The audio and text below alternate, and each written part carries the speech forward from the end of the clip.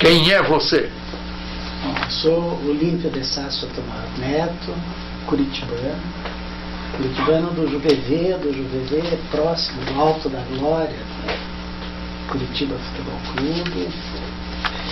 De uma infância feliz, uma família feliz. A minha experiência familiar foi fraternidade, solidariedade. Meus pais se amavam, eu e meus irmãos somos 4, né? Nós 2 irmãos e uma irmã, sempre nos demos muito bem. Então a vida já, desde logo, né, me agraciou com essa dádiva de ser oriundo de uma família, né, unida, que um se preocupava com o outro, uma família culta. Né, durante as reuniões familiares, o meu avô Olímpio, né, declamava Castro Alves, declamava Gonçalves Dias. Cada um, aliás, né, nas reuniões tinha que, cada reunião, ter um poema diferente para declamar. Fazemos juntos palavras cruzadas, enfim, né, sempre no almoço e no jantar, e depois do jantar. Minha casa sempre tinha convidados para o almoço, e depois do jantar sempre tinha alguém que passava lá para conversar. Então, um ambiente muito fraterno e muito feliz. Eu sou aluno de escola pública, de uma escola pública de qualidade, de excelência. Eu estudei no grupo escolar Professor Brandão, depois, na sequência, no ginásio científico no Colégio Estadual do Paraná, e posteriormente a Faculdade de Direito da Universidade Federal do Paraná. Tenho excelentes lembranças, né, especialmente do Colégio Estadual do Paraná, que me formou em humanidade. A experiência do grupo estadual foi extraordinária exatamente nessa perspectiva, né, de um ambiente crítico. Né. Eu tive professores extraordinários que, enfim, eram os mesmos professores que lecionavam no Colégio Estadual do Paraná, eram os professores da Universidade Federal do Paraná. Eu tive aula com o Manuel Apple, eu tive aula com o Rui Bachovski, com a professora Asta, a professora Eunice, enfim, eram professores excelentes. Eu me lembro do professor Santos Filho, por exemplo, né, professor de História, foi deputado estadual. O Santos Filho entrava na sala e, bom, vocês querem agora ter aula hoje sobre o quê? Sobre a Grécia Antiga. E ele dava uma aula magistral sobre a Grécia, ou podia ser sobre as comunidades indígenas do Brasil, sobre o descobrimento do Brasil, sobre a história do protestantismo, enfim, né, sobre qualquer assunto o professor Santos Filho dava aula. Assim como o professor Emanuel Apple, que teve referência importante, né, como professor de filosofia, mas mais que isso, a filosofia é vinculada a uma utopia, a uma proposta, né, da construção de uma sociedade melhor, mais justa. Acho que o que o Colégio Estadual fez foi por colocar na minha mente, no meu coração, essa ideia de que todos nós temos uma responsabilidade, não só profissional, mas uma responsabilidade política, social, ética, de contribuirmos para a construção de uma sociedade mais justa na realidade brasileira. Do Colégio Estadual para a Faculdade de Direito da Universidade Federal do Paraná, com a observação de que dos 10 primeiros lugares do vestibular, 8 eram alunos do Colégio Estadual do Paraná, né? Isso é indicativo da excelência mesmo, né? Do ensino do Colégio Estadual. A Faculdade de Direito, no período da ditadura militar, enfim, liberdade de expressão totalmente tolhida, a impossibilidade de excelentes professores tratarem do assunto do Estado do Direito democrático. Foi interessante esse período mesmo da Faculdade de Direito, né? A minha turma, à época, os professores acompanhavam a turma, e a minha turma teve também a graça, né, a felicidade de ter como professores de Direito Penal o Sorocides Munhoz Neto. De Direito Civil, José Lamartine Corrêa de Oliveira. Processo Civil, Egas Muniz Aragão. Processo Penal, Fauler. Depois o Rui Correia Lopes foi nosso professor também. Sansão, professor Sansão, quer dizer, eram os melhores professores, não tem dúvida, né? Da própria universidade. Foram eles que acompanharam a nossa turma, né? Extremamente rigorosos, porque nós começamos a minha turma com 120 alunos e terminamos com 60. A metade dos alunos ficaram lá. Mas que, ao mesmo tempo, também, né, enfim, a preparação para a futura carreira jurídica. Eu esqueci de dizer que a época do Colégio Estadual do Paraná, quando se terminava o ginásio, você já direcionava, né, o científico para a atividade que você almejava, né, para o futuro, né? Então havia as ciências biológicas, ciências matemáticas e ciências sociais. Eu já fiz, então, naquela época, a opção por ciências sociais, e na perspectiva mesmo de fazer direito, né, essa ideia de que a justiça deve ter uma interferência mais positiva, né, enquanto espaço de asseguramento de direitos, de superação das desigualdades sociais, da erradicação da pobreza, enfim. Já desde o tempo do Colégio Estadual eu tinha essa ideia de fazer a faculdade de Direito. Ingressei na faculdade de Direito e tive a oportunidade, então, desse contato com professores extraordinários, com uma turma extraordinária, né? Uma turma acabou trazendo para o mundo jurídico, só do Ministério Público nós somos em 12, né? Outros tantos da magistratura, de advogados, ex-presidentes da Ordem dos Advogados, enfim, era uma turma que se empenhava, se dedicava ao estudo, mas sempre desenvolvendo esse senso crítico, né? O senso crítico que é absolutamente necessário para que o jurista não seja um mero instrumento à disposição de quem detém o poder político, o poder econômico. Eu me lembro de que já na época nós nos insurgíamos contra esse discurso permanente, né, tradicional do direito, no sentido de que o direito e as leis correspondem sempre ao interesse geral, à arte do bom e do equitativo, dar a cada um o que é seu, do justo, né? Eu me lembro que um determinado professor disse que questionar a legitimidade das normas, né, querer saber por que é que as normas foram feitas, por quem foram feitas e como funcionam no extrato social, isso não seria papel do jurista.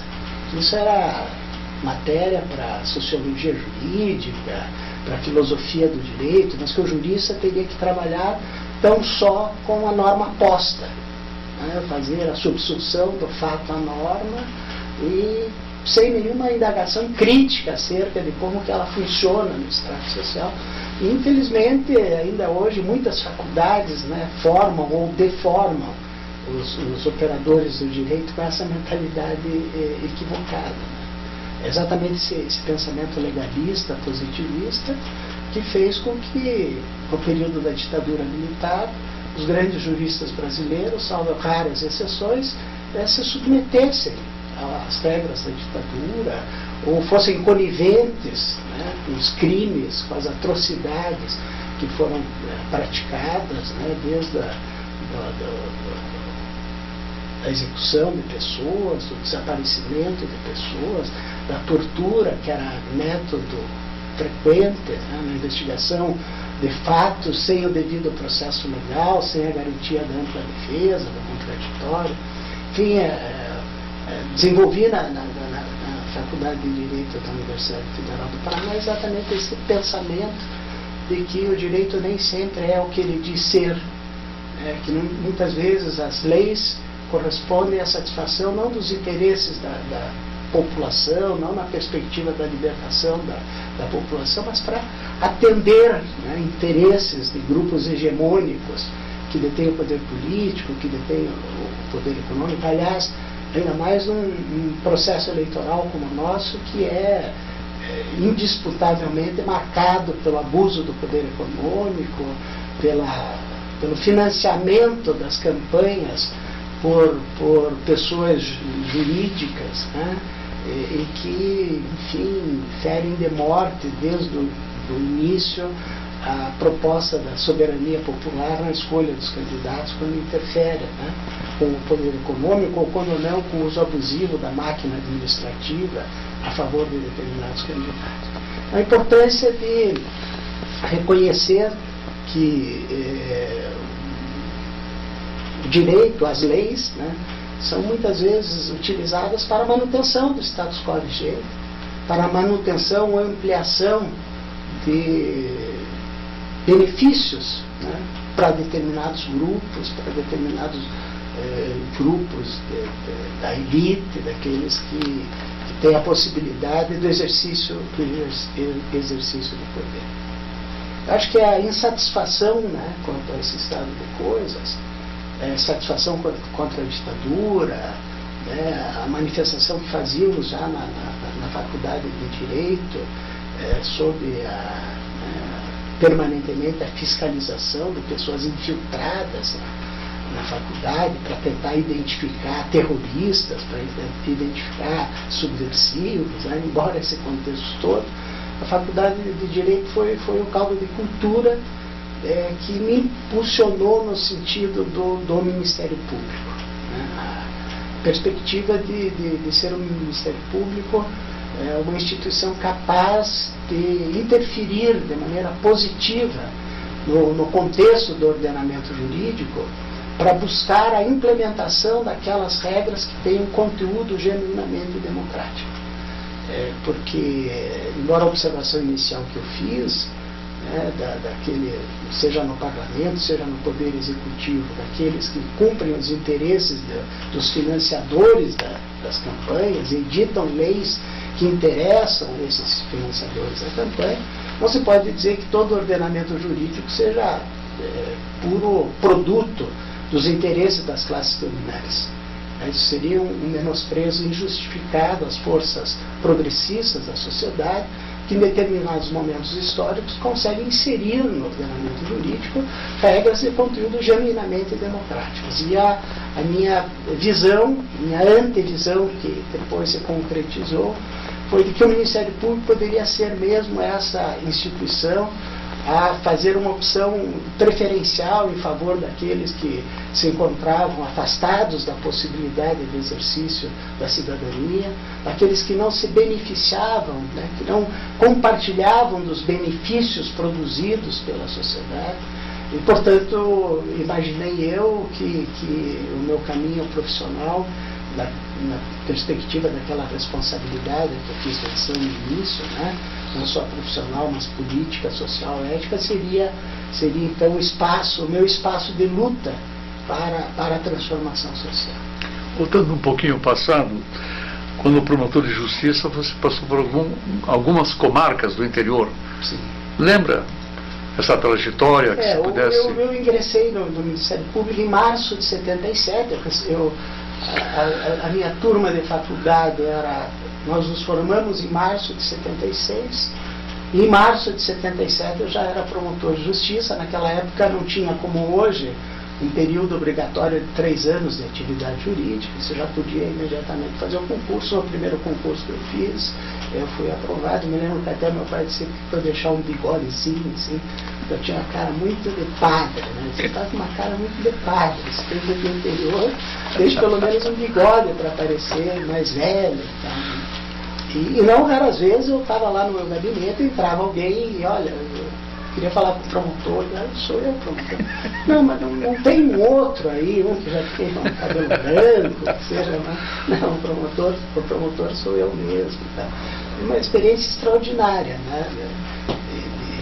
Assumir tão cedo, eu acho que eu tinha recém-completado 23 anos, hoje eu reconheço, né? Estava ainda na fase da adolescência, quando assumi tão graves, né, responsabilidades para as comunidades onde eu atuei. Naquela época o Ministério Público tinha uma atuação mais na área criminal, a área tradicional do Ministério Público, que era ser aquele que respondia em nome do Estado, em nome da sociedade, às práticas de atos ilícitos, a prática de crimes, né? Então, atuava nessa área, mas eu sempre, desde sempre, aliás, eu vou ter que voltar também na história para contar isso, sempre com uma preocupação em relação à infância e juventude.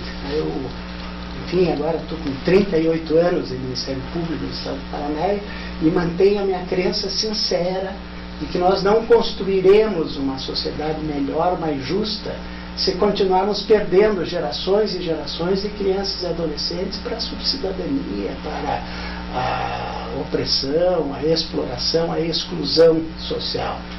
Então, se nós queremos mesmo construir o país do futuro, né, o país que garanta, né, oportunidades iguais para todos de ascensão social, de exercício dos direitos elementares, nós precisamos cuidar da infância e da juventude, nós precisamos atuar no sentido de ver implementadas promessas de cidadania que já estão contempladas no ordenamento jurídico para a nossa infância e juventude, mas que ainda, infelizmente, essas promessas se encontram distantes de um número muito significativo de milhões de crianças e adolescentes. Mas, enfim, desde o início da minha carreira, embora atuando lá na área criminal, como função tradicional do Ministério Público, eu sempre com os olhos voltados para a população infanto-juvenil.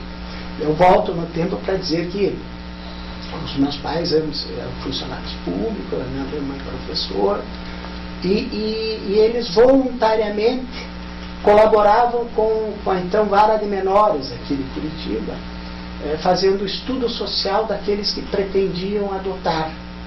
Então, no sábado, e muitas vezes eu ia junto com eles, né, fazia as visitas aos pretendentes à adoção, para verificar a situação da casa. Era enfim, uma avaliação meio empírica, né, sem muito fundamento, como hoje fazem as técnicas, né, de serviço social, de psicologia, que tem uma formação para... Mas, enfim, era uma forma de colaboração. E vivenciei, então, esses momentos de extrema alegria para quem adotava, né, para quem conseguia, através da colocação em família substituta, que era a denominação legal, né, ter uma pessoa a integrar a sua família, uma pessoa mais escolhida, né, escolhida por amor, por afeto. Mas, ao mesmo tempo, também experimentava conjuntamente, né, a tragédia das mães e dos pais que perdiam o próprio poder, muitas vezes em razão da falta ou carência de recursos materiais, em razão da pobreza, quer dizer, aqueles que já eram vítimas de uma sociedade injusta, que não oferecia a oportunidade da construção de um projeto de vida que garantisse, né, a subsistência da família, eram ainda punidos por esse mesmo Estado, né, que não cumpria o seu papel institucional de assistência social, de asseguramento de direitos elementares, era punido com a destituição do próprio poder. Isso vem me influenciar muito, o vivenciado, né, do caso concreto do dia a dia, até num determinado momento da minha história, quando eu tive a oportunidade de colaborar, de participar da elaboração do Estatuto da Criança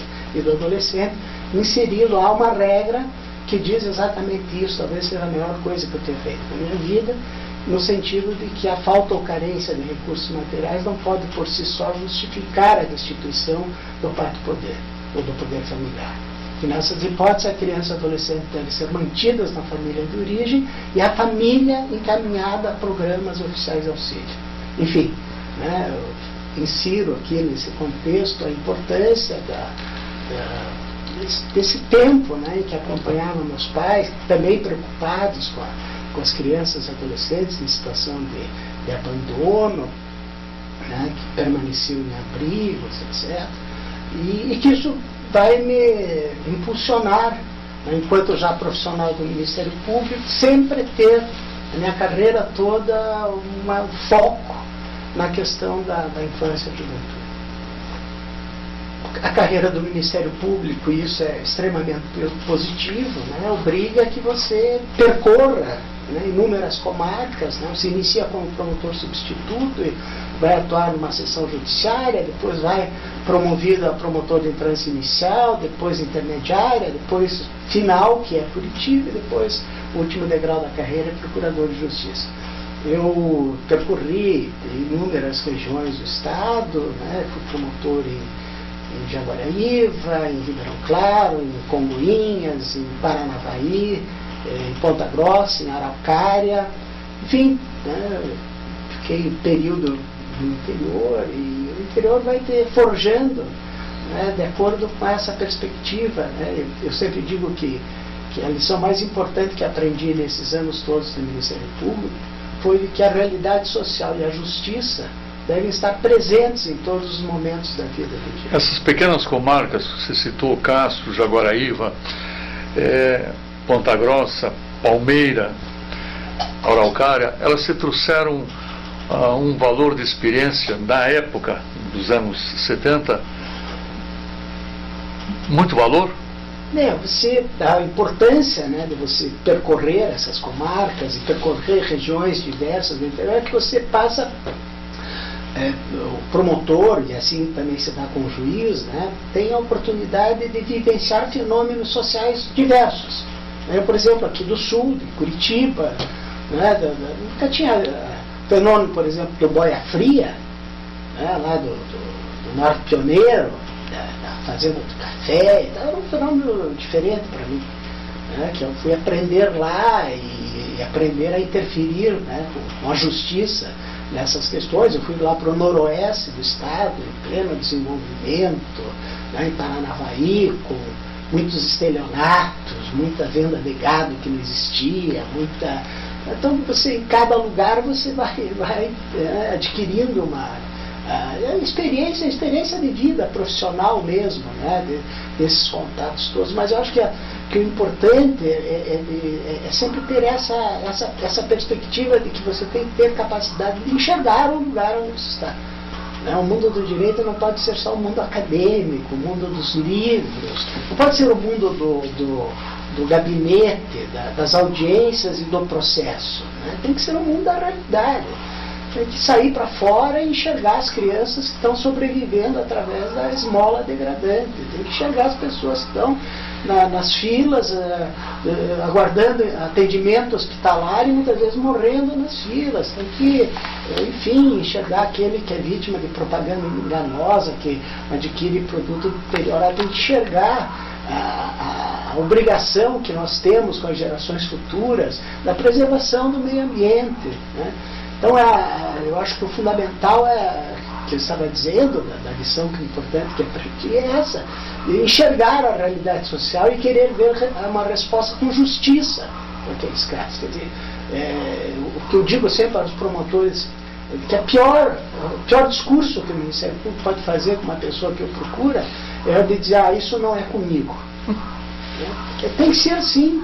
Até aqueles casos em que não são atribuições diretas do Ministério Público, próprias do Ministério Público, o promotor que recebe alguém tem que dar um encaminhamento, tem que dar uma orientação, tem que, né, as portas abertas, o gabinete do promotor de justiça tem que ser as portas abertas para. Enfim, isso vai ter forjando. Às vezes as pessoas acham que eu sou muito rigoroso, mas eu sou também brincalhão. Em todo lugar que eu passei, eu fiz grandes amigos, jogava futebol, aliás, jogava muito bem futebol. Tinha sido do juvenil do Curitiba, então me jogava bem sinuca, eu me inteirava com as comunidades. Tinha uma experiência interessante, principalmente no começo da carreira, em Ribeirão Claro, né, em que eu cheguei lá com 23 anos, e os filhos das famílias, né, quase todos estavam estudando fora. Estavam estudando em São Paulo ou em Londrina, né? O contato ali do norte com o sul do Paraná foi bem mais recente, né? Não tinha nem estrada, com asfalto para lá. Então o contato das famílias, e todos eram com São Paulo e Londrina, né? Então os filhos estavam estudando fora. E as famílias meio que me acolhiam como se eu fosse o filho que estivesse lá fora, né? Então era convidado para jantar, toda noite tinha um convite para jantar. Eu tinha convites para. Eu morei um tempo no tiro de guerra, né, que não estava funcionando, e enfim, dali a pouco começou a funcionar o tiro de guerra, às 6 horas da manhã eu estava dormindo, o pessoal estava com a ordem unida lá, correndo, de coturno, do lado do meu quarto, tive que sair de lá. Acho que tive mais de 5 ofertas para ir morar com as famílias. Então eu fui recebido, né, nesses lugares, a maioria deles, até que casasse e tal, como se fosse um filho que estivesse distante e que a mãe e o pai estavam preocupados como é que eles estariam e tal. Fui muito, enfim, fui muito bem recebido, né. Lá em Ribeirão Claro, meu estagiário era o Gilberto Jacóia, que hoje é o atual Procurador-Geral de Justiça, né? Então nós estabelecemos desde aquela época uma grande amizade. Depois, quando eu fui Procurador-Geral, ele foi meu chefe de gabinete, depois me sucedeu, enfim. Tenho uma boa trajetória, sempre fui muito amigo dos juízes, né? Eu não me conformo, né? E acho que é um grande equívoco quando tenho notícia de confronto, de conflito entre juízes e promotores, quando na verdade ambos deveriam estar atuando integradamente, né, para atender os melhores interesses da comunidade, não criando eles próprios atritos, né, desnecessários, inconvenientes. Por todas as comarcas que eu passei, eu tive, né, formei amizade, estabeleci amizade com juízes que até hoje, né, tenho grandes amigos na magistratura, fiz amigos, felizmente, por todos os lugares que eu passei, nunca sem deixar de cumprir com a minha obrigação institucional. Felizmente as pessoas, espero que sim, né, sempre compreenderam que uma coisa era o Olímpio, que estava lá no futebol, que, enfim, se relacionava bem com as pessoas, outro era o promotor de justiça, que o cumprimento do seu dever institucional tinha que denunciar, processar, em alguns casos, né, atuar no sentido de que a pessoa fosse cumprir pena privativa de liberdade. Nunca tive assim nenhum problema, né, diretamente relacionado à minha. Tem alguns casos pitorescos, né, que eu acho que a minha entrevista aqui está muito sisuda, né, eu vou contar 2 casos que eu me lembrei agora que são interessantes. Eu acho que eu vou omitir os lugares para não envolver outras pessoas e tal, mas eu trabalhava com um juiz que não raras vezes gritava com as pessoas. Estava lá atendendo uma pessoa e daqui a pouco gritava e tal. Eu recomendei mais de uma vez, né, que ele não fizesse isso, que ele tinha que tratar as pessoas com consideração, né, porque ainda mais na condição dele, de magistrado, enfim. Aí um dia eu estou lá no meu gabinete, o fórum era de 2 andares, e eu começo a ouvir os gritos. E os gritos que não cessavam, né? E aquilo foi fazendo nutrir um sentimento de indignação tão grande. Eu abri a porta do meu gabinete, saí em direção do gabinete da porta do juiz, cheguei lá, não era lá o grito. E a parte de cima do fórum tinha 2 escadas, né? Então eu tinha uma escada que saía no meu gabinete e uma outra que saía lá no gabinete do juiz. Eu desci pela escada do gabinete do juiz. Quando cheguei lá, tinha um sujeito com um pedaço de pau, gritando e batendo com o pau no chão, e todo o pessoal acuado no cartório criminal, e o sujeito com o pedaço. Eu desci tão indignado, porque eu estava tão bravo, que eu cheguei lá, peguei o pau da outra, pare com isso daqui, saia daqui! Daí ele olhou para mim, mas doutor, o senhor não está vendo que eu sou louco? Então você vai ser louco lá fora, porque aqui dentro eu não faço nada. Eu achei muito engraçada a resposta que ele deu, né? Surpreendido com a minha ação de tirar o pau pagando o pato da mão dele. Ele você não está vendo que eu sou louco? Uma outra situação engraçada que aconteceu foi daí, essa foi na minha primeira comarca, foi em Jaguaraí. O oficial de justiça chegou para mim, eu, volto a dizer, né, estava com o meu bigode lá para parecer mais velho e tal. O oficial de justiça chegou, doutor, vou lhe contar, o senhor não precisa se preocupar e tal, mas tem o Bento aqui, o Bento ele bebe demais, cada vez que ele bebe ele fala um monte de bobagem e tal. Agora já faz vários dias que ele está dizendo que ele vai tirar o seu bigode à bala. O senhor não precisa se preocupar. Como não precisa me preocupar? Se o cara quer tirar meu bigode à bala, não quer que eu me preocupe, pelo amor de Deus, eu tenho que me preocupar. Daí ele, não, mas ele fala e daqui a pouco eu estou passando em frente ao bar lá e o pessoal vai dizer, olha, você não disse que ia fazer com o promotor? Tá aí, ó. Vá lá e tire o bigode dele, não sei o quê. Fiquei preocupado com aquilo. Eu montei uma estratégia, convidei, pedi para o pessoal de justiça intimar essa pessoa, né? Intime quando ele não estiver embriagado, né? Quando ele estiver são. E ele intimou e foi lá o sujeito. Mudei a disposição dos meus móveis, né? E fiquei eu de costas para a porta e ele na minha frente, então, né? Com a mesa me separando. Ele entrou, disse para ele sentar. Ó, o que está dizendo aí, isso se embriaga, que é uma coisa muito ruim, né? Você está no convívio social, fica falando um monte de besteira, mas entre ela, está dizendo que vai fazer o meu bigode a bala. Tem que falar, entrei, fingi que fechei a porta com a chave, né? Fiz assim com a chave, disse para o professor de justiça ficar bem perto da porta ali, que qualquer coisa ele entrar. Fiz assim, fez o barulho como se estivesse fechando a porta, ele sentou na minha frente. Então. Eu estava falando, então é o seguinte, ó, tirei um revólver, que eu tinha um 38 desse tamanho, assim, pus em cima da mesa, claro que sem nenhum projétil dentro, e disse, então, está falando que vai fazer o meu tempo, então se fala, vai fazer agora, ou nunca mais você vai falar no meu nome. Doutor, pelo amor de Deus, não é isso, jamais, eu não falei. Não me interessa, se nunca mais fale no meu nome, tá, entendido? Quer usar o revólver? Não. Nunca mais vou falar. Tá, tô logo. Daí disse que lá no bairro, esse promotor que é macho. Ela foi lá, trancou a porta do gabinete, a chave, e me colocou um revólver na frente para eu dar um tiro no bigode dele.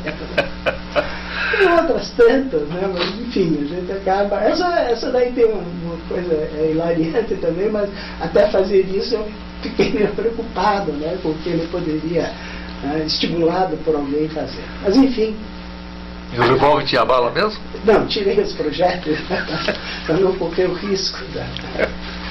Mas a carreira do Ministério Público propicia esse contato com a realidade mesmo, né? Com aquilo que está acontecendo, de acompanhamento de famílias, né?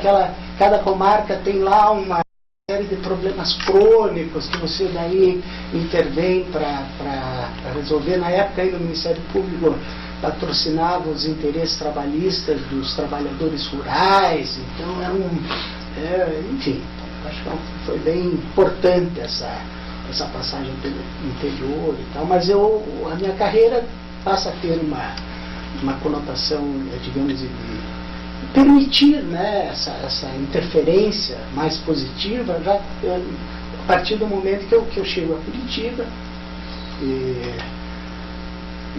Em 85, né, eu vou para a vara de menores infratores aqui de Curitiba, e lá começo a acompanhar, né, a tragédia, né, da inexistência de uma lei que garantisse os direitos da população infantil e juvenil. Porque o Código de Menores, a crítica que se fazia procedentemente é de que ela não havia previsto os direitos da população infantil e juvenil.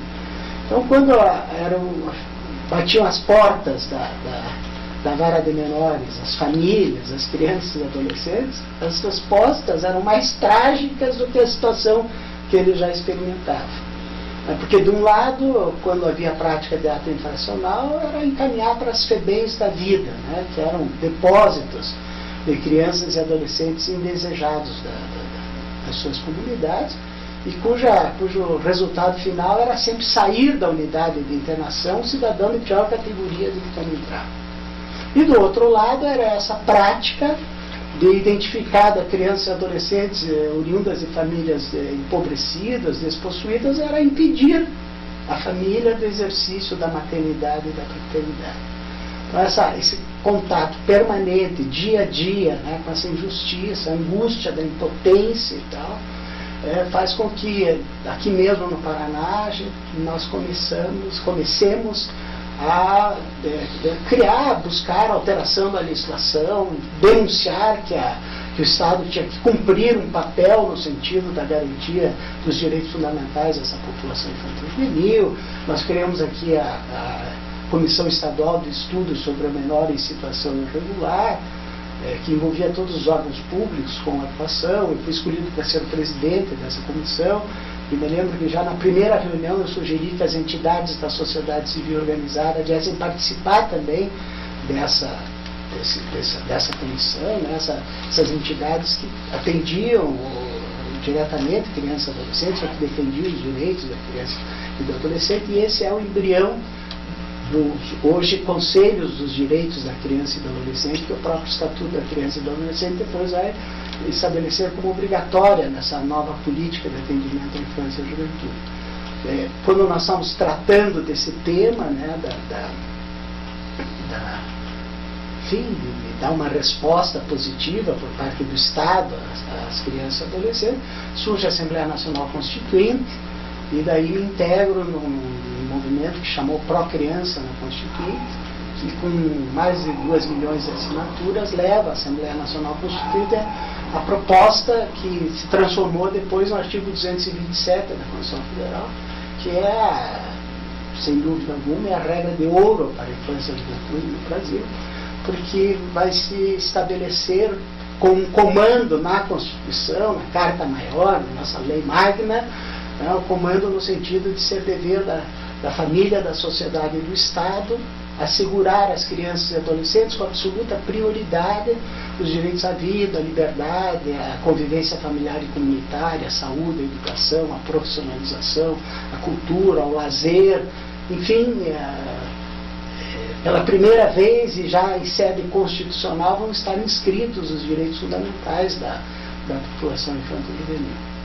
E na sequência tive a oportunidade de integrar também um grande movimento de mobilização social extraordinária, que foi a elaboração do Estatuto da Criança e do Adolescente, que também contou com a participação significativa da sociedade civil organizada, através do Movimento Nacional de Meninos e Meninas em Rua, da Pastoral do Menor, criou-se o Fórum DCA, o Fórum das Entidades de Defesa dos Direitos da Criança e do Adolescente, que acompanharam a elaboração do esboço do Estatuto, que a todo momento essas entidades da sociedade civil cobravam regras para efetividade, né? Aquela ideia de que a lei não pode ser só uma declaração retórica, não pode ser só uma exortação moral, ela tem que efetivamente produzir os efeitos na realidade cotidiana das pessoas, e o Estatuto é formulado exatamente nessa perspectiva de ser uma lei que possa interferir mesmo na vida das crianças e adolescentes. Então, de um lado, a explicitação daqueles direitos que foram genericamente indicados no artigo 227, o papel fundamental, agora sim, da Justiça da Infância e da Juventude, que é interessante em relação à Justiça da Infância e da Juventude, ou da então Justiça de Menor, o homem comum, especialmente no interior, tinha a ideia de que levar o filho à justiça resolveria toda. As pessoas diziam até assim, diante de um problema, eu vou entregar meu filho ao juiz. Aquela ideia que o juiz pudesse. Só que a resposta que o juiz dava, como eu disse, às famílias, era uma tragédia, era muito pior do que a situação que eles experimentavam. Agora sim, a nova Justiça da Infância e da Juventude, com possibilidades de, especialmente quando não há por parte do poder público o cumprimento cumprimento espontâneo das regras do Estatuto, o Poder Judiciário, então, prestando a tutela judicial, determinar o cumprimento daquela regra. E, por outro lado, uma nova proposta de uma nova política de atendimento à infância e à juventude, que tem como pontos mais importantes a criação desses conselhos dos direitos da criança e do adolescente, com caráter deliberativo, a política oficial formulada pelo município, pelo Estado ou pela União deve advir desses conselhos, que têm composição paritária, são integrados por representantes de órgãos públicos e por entidades da sociedade civil organizada. Então é um espaço também de democracia participativa, uma gestão compartilhada entre os órgãos públicos e a sociedade, através das suas entidades representativas, e os conselhos tutelares. Enfim, o Estatuto da Criança e do Adolescente, que é formulado ao mesmo tempo em que a ONU também editava a Convenção Internacional dos Direitos da Criança e do Adolescente, e nós já fizemos por inserir no Estatuto os princípios e regras mais importantes da Convenção, a ponto do Unicef recomendar a todos os países do mundo que no processo de adaptação das suas legislações à Convenção Internacional dos Direitos da Criança e do Adolescente, adotasse então o Estatuto Brasileiro como modelo, como partido. O Estatuto entra em vigor, daí na sequência, em 88, pós-Constituição, esqueci de dizer também, que logo após a vigência da Constituição, que vem estabelecer ao Ministério Público a incumbência de ser não só defensor, a incumbência de defender não só a ordem jurídica, os interesses sociais individuais e indisponíveis, mas especialmente fazer a defesa do regime democrático, portanto, cria para o Ministério Público um dever institucional de fazer essa opção preferencial em favor de quem está afastado do exercício da cidadania.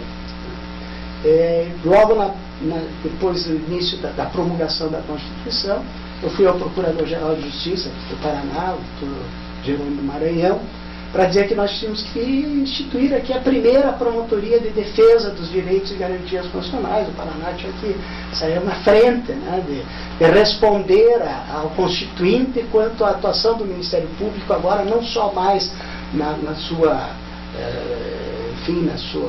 atribuição tradicional, na área criminal, mas em fazer a defesa dos interesses coletivos, dos valores mais significativos da sociedade. Eu fui lá, fiz um discurso para ele, e ele, ao final, concordou que nós deveríamos ter a primeira promotoria, então, de defesa dos direitos e garantias constitucionais. Eu agradeci a decisão dele, fui saindo da sala, não, até logo não, você vai ser o primeiro promotor de justiça.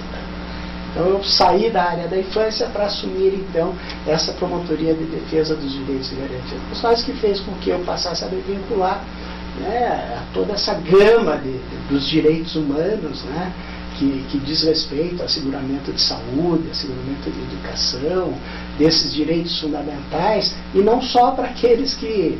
porque normalmente quando a gente fala em direitos humanos, as pessoas não têm a compreensão exatamente do que eles significam.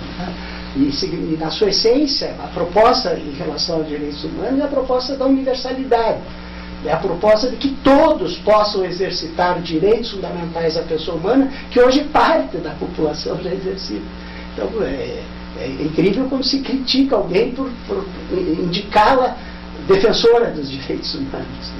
Mas, enfim, e daí não só em relação aos direitos fundamentais, mas também segmentos sociais que são vitimizados, que são perseguidos na realidade social, que são tratados com discriminação, com preconceito. Essa promotoria também serviu para me impulsionar para essa área, onde hoje eu sou coordenador no estado do Paraná, do Centro de Apoio dos Direitos Humanos. Exigiu também esforços para levar adiante, e deverá ser por muito tempo, de participação com depoimentos também na Câmara dos Deputados e transcendendo todo esse movimento até alguns países da América do Sul. Quando da discussão,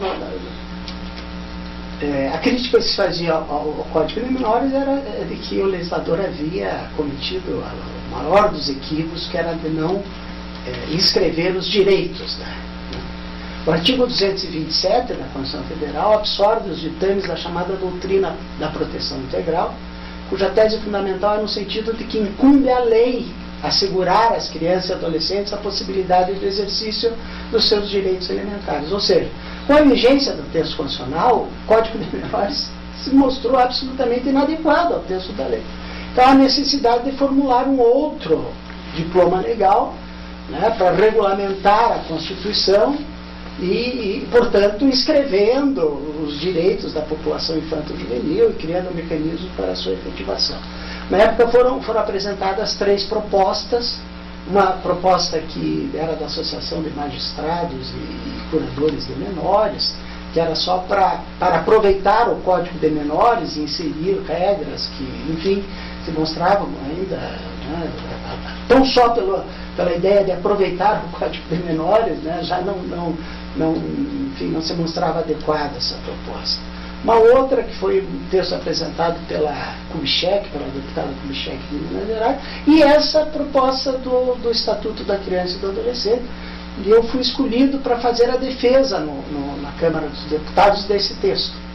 E fiz a defesa e enfim, os deputados escolheram tramitar na Câmara dos Deputados esse texto mesmo, que depois se transformou no Estatuto da Criança e do Adolescente.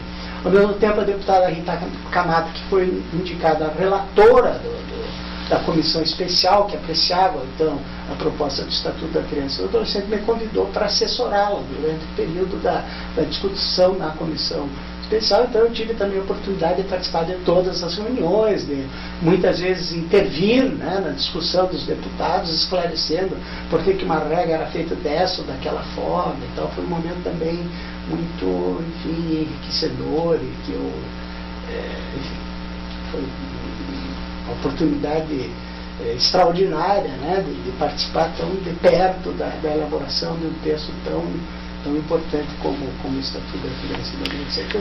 Eu esqueci desse contexto todo. Eu na sequência, né, fui promovido a Procurador de Justiça e acho que 6 meses depois tinha eleição para o Conselho Superior do Ministério Público. Eu resolvi meus colegas, né, sugeriram que eu me inscrevesse para participar do Conselho Superior, embora por só 6 meses eu me inscrevi, e no momento em que as pessoas passaram a ligar para mim dizendo: olha, vou votar em você para o Conselho Superior, diziam: mas eu quero votar em você para Procurador-Geral de Justiça. Né? Foi uma absoluta surpresa, porque a regra até então era do Procurador-Geral de Justiça ser alguém já com muito tempo de carreira, já o procurador antigo, né? E dali a pouco tempo, eu acho que também mais 6 meses, houve eleição para Procurador-Geral, e todos, né, me estimulando para que concorresse. Eu fui daí, possivelmente, o Procurador-Geral mais moderno, né, com menor idade do Estado. Eu me inscrevi e acabei sendo mais votado, disputei com pessoas assim, de renome, de participação importante dentro da instituição, dentre eles o Michelin Guimarães, que já havia sido Procurador-Geral de Justiça, enfim, mas fiz uma votação extraordinária. Daí fui pela primeira vez Procurador-Geral de Justiça. Conseguimos nesse momento, enfim, no exercício desse primeiro mandato, já que o Ministério Público passasse a ter dotação orçamentária própria, fizemos concurso para... Você vê que eu quase não consigo falar que não seja vinculado à minha vida profissional, né? Sempre tudo acaba voltado para essa paixão que eu tenho pelo Ministério Público, por essa ideia de que, enfim, o Ministério Público possa fazer do espaço da justiça um espaço de luta para a implementação de políticas públicas, etc. Talvez eu tenha que falar mais um pouco de... E houve movimentos populares, o Centro de Formação da irmã Araújo. Então, eu, quando ainda era promotor em Araucária, fui convidado para participar do Centro de Formação Irmã Araújo, que era um centro que formava lideranças populares. Das pastorais, do Movimento Sem Terra, que estava ainda, né, iniciando as suas atividades, enfim, de todos os movimentos. A ideia era de que essas lideranças tivessem formação, né, política e também jurídica.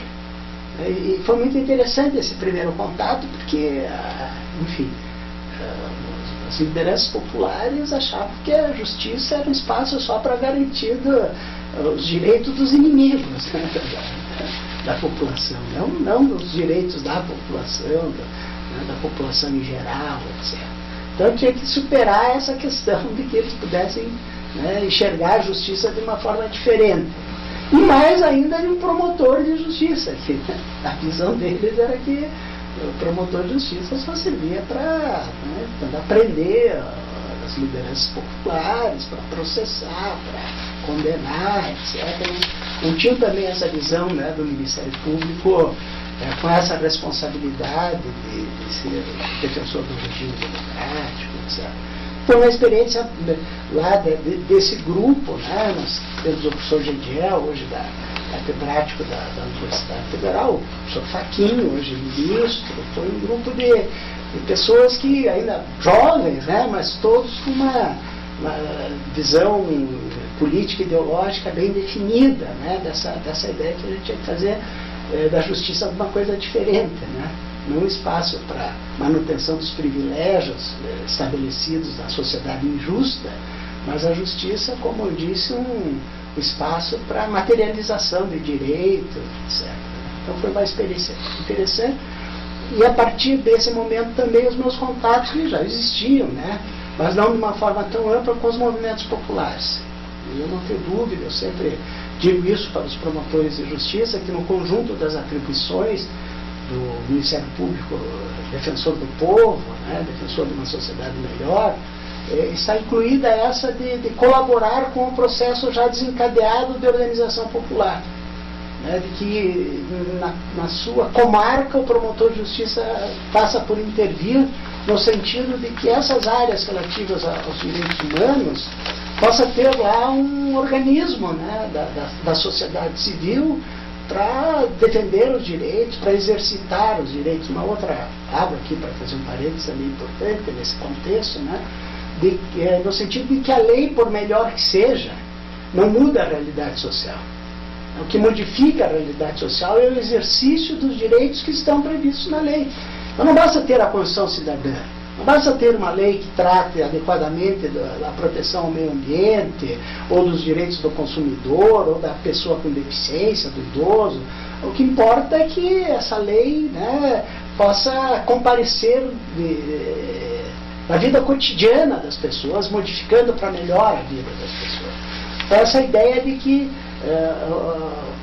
o Ministério Público deve colaborar para que haja organização popular na defesa do meio ambiente, na defesa dos direitos da pessoa com deficiência, na defesa do consumidor, enfim, né? Até porque daí o promotor sai da comarca e deixa lá a comarca preparada, né, com seus próprios integrantes para continuar fazendo essa busca da efetivação, a busca do exercício dos direitos que estão prometidos. Eu sempre tive muito contato e mantenho permanentemente contato com as organizações da sociedade civil. Você mesmo fez palestras fora do Brasil, na Colômbia, no Peru, na Bolívia, no Paraguai e na Argentina. Como entende esses povos? Como entenderam bem o significado desse foco?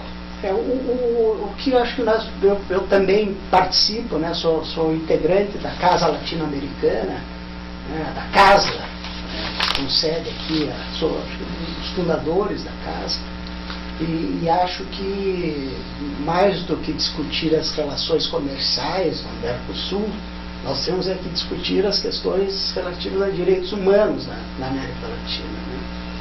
Então,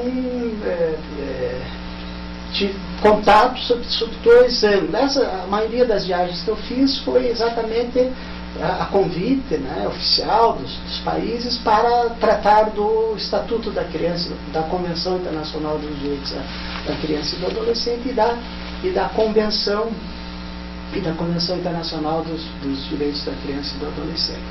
Os países estavam fazendo a adaptação das suas legislações à Convenção e o Estatuto Brasileiro serviu para, aliás, pega de vários países, quase todos, você vai ver lá quase que uma cópia, né, do Estatuto da Criança do Brasil. Então eu tive essa oportunidade de participar em razão disso. Também em relação ao Ministério Público, porque o Ministério Público brasileiro a professora Maria Tereza Sadek, da USP, né, pesquisadora, diz que o Ministério Público é uma jabuticaba, né, que só tem no Brasil, não tem em nenhum lugar do mundo igual. Né, e realmente, né, não há nenhuma experiência tão positiva com uma instituição que tenha tantas atribuições institucionais importantes como a do Ministério Público brasileiro. Então, em muitos lugares eu participei de seminários que tratavam lá dos defensores do povo, das experiências dos ombudsman e tal, mas sempre levando a esse enfoque do Ministério Público brasileiro, que é mesmo diferenciado. Né? Tá me lembrando que, uns anos atrás, eu fui participar daquela, há uma semana, né, Brasil-França, onde se estreitam os intercâmbios, né, entre os 2 países, inclusive na área jurídica, e eu fui convidado para participar desse intercâmbio para falar do Ministério Público brasileiro. Né. Foi um evento no Rio Grande do Sul e tal, e o resultado da minha exposição foi a perplexidade de todos os juristas de outros países, tinham juízes da Suprema Corte, né, da França, da Itália e tal. Exatamente nessa perspectiva do Ministério Público brasileiro, embora integrante da estrutura organizacional do Estado, ter atribuição inclusive de propor medidas contra o próprio Estado. Em nenhum outro lugar do mundo o Ministério Público propõe ação contra o Estado, né? E aqui no Brasil a regra constitucional é de que incumbe ao Ministério Público zelar pelo efetivo respeito por parte dos serviços públicos, por parte do poder público e dos serviços de relevância pública aos direitos assegurados na Constituição, promovendo as medidas necessárias à garantia. Então, uma incumbência institucional fazer essa fiscalização da atividade do poder público. E daí, a todo momento, o Ministério Público propondo ação contra o próprio Estado, né? Para garantia de saúde, para garantia de educação, enfim, para que o Estado cumpra lá com o seu papel institucional de promoção de direitos, de formulação de políticas públicas capazes de assegurar o exercício de direitos e tal. Então, o Ministério Público brasileiro deve servir de exemplo, né, para todos os outros países, especialmente porque em muitos países o membro do Ministério Público sequer tem vitalicidade. Ou seja, o membro do Ministério Público, aliás, em alguns lugares até o próprio membro da magistratura, né, pode ser demitido a qualquer momento. Então, o que garante ao Ministério Público brasileiro também essa atuação é a insistência, como regra constitucional, o princípio da vitalicidade, né, e também da autonomia funcional, né, de você ter atuação de acordo com a tua consciência, não estar subordinado hierarquicamente a ninguém, nem dentro da instituição e muito menos fora da instituição, e poder, portanto, desempenhar esse papel de ser o defensor do povo. Então, em muitos lugares eu fui para tratar do Ministério Público, ainda hoje, né, trabalho nessa perspectiva de tentar implementar nos outros ordenamentos jurídicos da América Latina, tanto a proposta do Estatuto da Criança e do Adolescente, com todas as suas regras e tal, quanto essa proposta de um Ministério Público diferente, né, desse Ministério Público que, enfim, atue para a garantia de direitos, que responsabilize os violadores dos direitos, inclusive quando for o próprio Estado o violador. Eu me lembro que num evento que, acho que se não me engano, na Bolívia, que era lá sobre os defensores do povo, né, que é a figura do ombudsman, que muitos países da América Latina possuem, e que eu me referia, né, à atuação do Ministério Público, da Justiça, da Infância e da Juventude, e daí terminou a reunião, vieram os fiscais, né, disse, puxa, mas se eu fizer isso lá, se propuseram uma ação contra o Estado para garantir uma creche, no outro dia eu estou demitido. E o juiz, se conceder isso, também. Né? Então, felizmente, né, em termos na organização do Estado, no que diz respeito à estrutura da Justiça, nós avançamos muito, e avançamos muito por causa do Ministério Público. Né? É bom dizer que, enfim, a jurisdição é inerte, né? O juiz é inerte, o juiz não pode julgar nada se não for provocado por alguém. E ao Ministério Público é que incumbe mesmo, né, nessa alteração, na defesa dos grandes interesses coletivos e difusos, permitir ao juiz prestar a tutela jurisdicional. Porque se não houver um Ministério Público, não há juiz que possa. Né? Nós estamos vendo aí agora mesmo a experiência do Lava Jato, né, do combate à corrupção e tal, e há que se louvar a atitude firme, né, cumpridor da lei do juiz Moro, né, mas se não fossem os procuradores do Ministério Público Federal, não fossem eles oferecerem a denúncia, não aconteceria nada. O juiz não condenaria ninguém, né, se não houvesse a promoção da ação penal correspondente por parte do Ministério Público, do Procurador-Geral da República. Olímpio, mais um capítulo histórico. Quem informatizou o Ministério Público? Pois é. Essa eu também tive participação. Enfim, quando eu assumi o Ministério Público, eu tenho que fazer uma retrospectiva histórica bem curta, obviamente, né? Mas até 88, a Constituição já estabelece autonomia administrativa, né, ao Ministério Público, estabelece que o Procurador-Geral deva ser escolhido ainda pelo governador do Estado, mas através de uma lista tríplice. Né. Só que a Constituição entrou em vigor e ainda isso não estava sedando, né, não estava ocorrendo.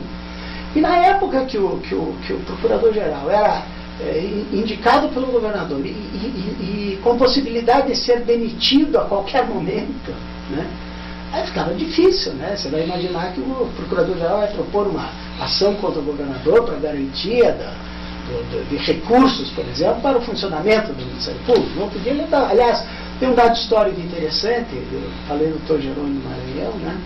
Mas o Dr. Jerônimo Maranhão era, então, o Procurador-Geral quando da entrada em vigor da Constituição de 1988. E a Constituição estabeleceu, então, essa autonomia financeira, funcional e administrativa do Ministério Público. Até então, para promoção e remoção, isso também se dava com os juízes, né? Todos os atos de promoção, de remoção, eram do governador. Então, cada vez que um promotor, isso era muito ruim para a instituição, muito ruim para a autonomia da instituição. Toda vez que havia uma disputa para uma promoção, né, era o governador que decidia, e daí interferia, o deputado interferia, durante muitos anos, o deputado Aníbal Cury interferiu nisso, né, tanto para promoção de juízes, para desembargadores, para procuradores e tal. E isso era muito ruim, porque não que criasse, né, um vínculo indissolúvel, mas era uma situação de, né, penso eu, até vexatória, de ter que um membro do Ministério Público da magistratura impedir para um político, para um prefeito, para um deputado, para que intercedesse junto ao governador, para ele poder ser promovido. Estado, né, político. É uma coisa que não fazia bem para a democracia e tal. Então o doutor Jerônimo avisou ao governador, que era então Álvaro Dias, olha, governador, a partir de agora, todas as promoções e remoções vão ser feitas dentro do Ministério Público, por ato do Conselho Superior e do Procurador-Geral de Justiça. Então o governador não, porque conhecia, porque ainda era, estava recém estava em vigor a Constituição, não. Quem vai continuar nomeando sou eu. Eu é que tenho atribuição. Não, a Constituição agora diz que o Ministério Público tem autonomia administrativa. Enfim, isso diz o governador, bom, então, Jerônimo, se você fizer isso, eu vou ter demitido o cara.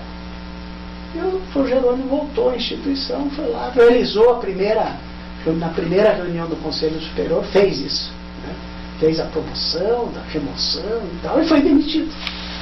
Foi demitido, quer dizer, ele, para poder garantir, né, uma autonomia institucional, ele abriu mão isso é louvável, né, tem que estar no registro histórico, pelo ato de coragem, enfim. Mas o que eu ia dizer é que enquanto depois na sequência veio o Luiz Chilim Guimarães, que assumiu, mas já assumiu com o compromisso também na sequência de fazer uma eleição, né, de haver a eleição para que houvesse uma lista tríplice, o governador pudesse escolher, ele também cumpriu com essa. O Chilim Guimarães tem uma parte importante, né, na história do Ministério Público, ele foi de vanguarda em vários temas institucionais fundamentais. Mas o que eu queria dizer, voltando ao tempo, é dizer que o Ministério Público se submetia, né, o Procurador-Geral, que é o chefe da instituição, que pode ser demitido ad minuto, a qualquer momento, sem justificativa, onde ele vai? Né? Então os procuradores gerais, enfim, acabavam aceitando uma instituição paterna, né, franciscana, sem recursos suficientes para o funcionamento adequado da instituição. O número de servidores do Ministério Público era ridículo.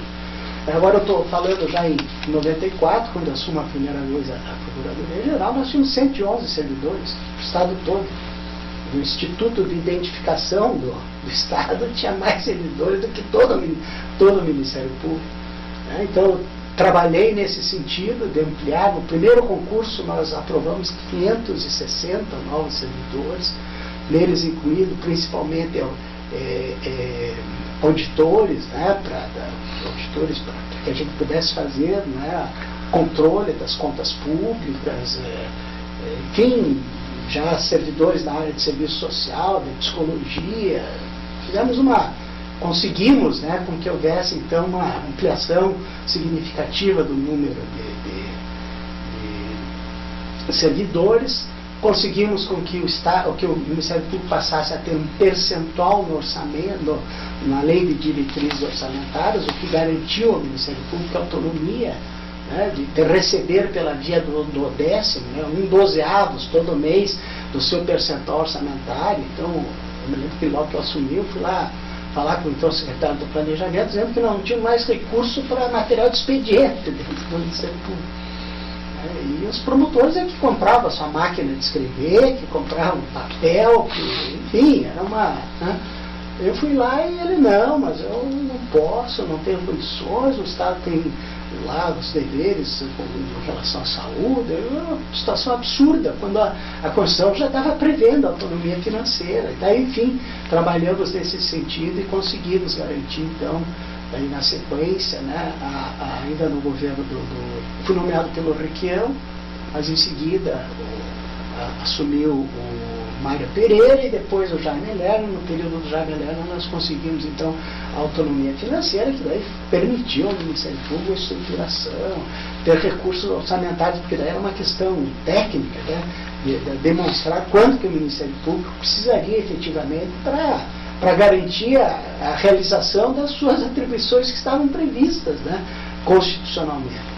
E nesse contexto todo, né, nesse período, foi interessante, esse fato também não está no currículo, né, mas é um fato interessante, o governador Mário Pereira assumiu o governo do Estado e resolveu fazer uma visita às instituições, né, de praxe se faz. Aí, num determinado dia, ele ligou para mim e disse, olha, eu vou no tribunal e depois quero ir lá fazer uma visita para o Ministério Público. Tá? Pois não, você é uma satisfação recebê-lo e tal. E estávamos esperando lá no gabinete do Procurador-Geral, então, a chegada do governador com a comitiva, chegaram, sentaram-se todos e tal. E o governador Mário Pereira começou a fazer um discurso da modernidade, que naqueles 6 meses, né, do mandato que ele tinha, ele queria imprimir ao Estado, né, uma proposta de modernidade, de avanço tecnológico, não sei o que. Tá? E daí eu dei um sinal para o Roberto, que era o meu assessor, para ele trazer a máquina, que era o instrumento de trabalho do promotor de justiça, que era uma máquina, o nome também é bem sugestivo, a máquina torpedo, Hamilton, né? Torpedo. O menino traga uma torpeda aqui. Aí veio o menino carregando, que é um trambolho, né? Pôs em cima da mesa, assim. Todo mundo parou, o senhor está falando aí modernidade, avanço tecnológico, olha que é o instrumento de trabalho disso aqui. Isso aqui é o... E a gente tem que fazer com 3 vias, põe carbono entre uma, às vezes está na última linha, erra, tem que jogar tudo fora, porque, né, fazer outra vez. Então o senhor está fazendo aí, tá, Olímpio, mas o que você quer me dizer? Não, eu quero que o senhor, então, diante do seu discurso, que o senhor informatize o Ministério Público. Ainda naquela época, né, naquele período, ainda nós estávamos dependendo dos recursos do Executivo. Aí ele, não, claro, conte comigo, prepare aí, leve para mim no palácio, não sei o quê, tal, publicamente, né, ficou meio sem jeito também, o que ele ia dizer, né. Daí saiu, terminou a reunião, eu chamei que é o diretor-geral, Caio, o promotor de justiça lá de Londrina, que era especialista, porque naquela época eram poucos que conheciam, né, informática, computadores e tal. Há 21 anos atrás, né? O Caio era especialista. Caio, vamos comprar computadores para todo o Ministério Público. Esse teu otimismo, né? Imagina como comprar, eu não tenho dinheiro nem para comprar 4, nem para o gabinete da procura. Não, o Estado vai comprar. Mas, você acha que aquilo que o Mário falou, que o governador Mário Pereira falou, é certo? Faça uma proposta para a gente adquirir, acho que eram 530 e tantos computadores. Faça a proposta. Aí, passou a noite toda. No outro dia, no final da tarde, eu fui lá no gabinete. Governador, aqui, ó. Que a proposta. Falou, tá falando. Vamos informatizar todo o Ministério Público, isso vai ficar o registro. Paraná inteiro, né? Paraná todo. Vai ficar o registro, né, na história do Ministério Público, da sua. Leve lá para o secretário do Planejamento, acho que era o Passo, se não me engano. Tá, né, defiro. leva lá para o Passo. Daí eu fui lá, conheci o Passo, né? Passo, olha aqui. O Passos, o Edésio não? Né? Não, o outro, o professor, já também me lembro o primeiro nome, chamava sempre de Passo. Mas cheguei lá, ele olhou, está brincando comigo, né? Imagina, nem o gabinete do governador está todo informatizado, isso aqui é informatizado. Meu cara, eu não vim aqui discutir, leia aqui o que está escrito, defiro. Você não tem que, essa matéria aqui não está para tua apreciação, você não tem que valorar, tá? O Temor ligou para o governador, sim, tá. Ligou. E o Mário ficou 6 meses, né? O governador Mário Pereira ficou 6 meses. Em 6 meses nós licitamos, compramos todos os computadores, levamos para o interior, e no último, acho que um dia antes da transmissão de posse, né, do Mário para o Jaime, nós fizemos um ato lá no Ministério Público, onde simbolicamente se acessou toda a rede de informática do Ministério. E foi interessante porque o Ministério Público sempre foi o primo pobre da Justiça. Né? Então lá no interior, você, por exemplo, a vida toda no interior, eu não tinha telefone. O telefone do promotor era uma extensão da sala do juiz. Então você estava falando lá no telefone, o juiz queria falar, puxava a linha para o lado dele, para isso que ia ficar literalmente, né, no telefone, no ar, assim, né? Então, os móveis do Ministério Público normalmente era a prefeitura que cedia, enfim, a gente vivia nessa situação paupérrima, né? Claro que depois com orçamento, com dotação orçamentária, nós fizemos nós captamos toda essa situação e tal. Um gesto de 24 horas, imagine. Sim. Mas a informatização foi interessante porque os juízes não tinham, né? Então, para a primeira vez, o Ministério Público tinha alguma coisa, os juízes iam olhar lá na sala do promotor como é que era o computador, enfim. Então, a informatização foi um momento muito importante. Foi assim, o governador Jaime Lerner, né, colaborou, né, sem dúvida, né, auxiliou o Ministério Público nessa perspectiva. Nós tínhamos na Secretaria da Administração o Reynold Júnior, que eu conhecia, né? Então, tudo que eu levava lá para ele, né? Não, claro, vamos fazer, tá? Era aquele prédio, a Casa Rosada, ali que é um prédio histórico, maravilhoso, nós conseguimos todo ele para o Ministério Público, fizemos a restauração. Então foram acontecendo assim muitas coisas ao mesmo tempo, né, em todas as áreas, tal. E principalmente o sentimento, né, no coração, na mente do promotor, de cumprir com a função institucional. Então, o Ministério Público, de uma hora para outra, passa a ser um agente político de transformação social importante, né? Daquele que estava lá na salinha dele, no gabinete, só como fiscal da lei, nos pequenos processos, lá nos processos individuais, daqui a pouco o promotor passa a ter essa intervenção social significativa, né? Hoje, felizmente, qualquer pessoa que você vê, o conjunto de pessoas que você vê violadas nos seus direitos fundamentais e tal, pensa no Ministério Público, né? Vem à mente, vou procurar o promotor de justiça, né? E acho que, enfim, é isso que nós todos queríamos, né? Que o Ministério Público pudesse cumprir esse papel. Grande credibilidade, né? Bem, nós estamos aí nos anos 98 ainda, da sua trajetória tão gratificante.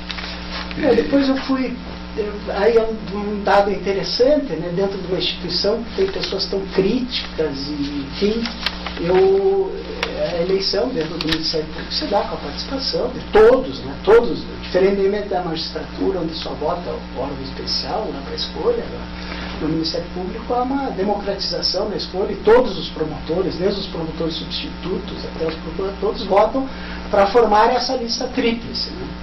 E daí o governador faz escolha, o procurador-geral passa a ter mandato certo, e nesse período o governador que nomeia não tem mais poder para destituir o procurador-geral.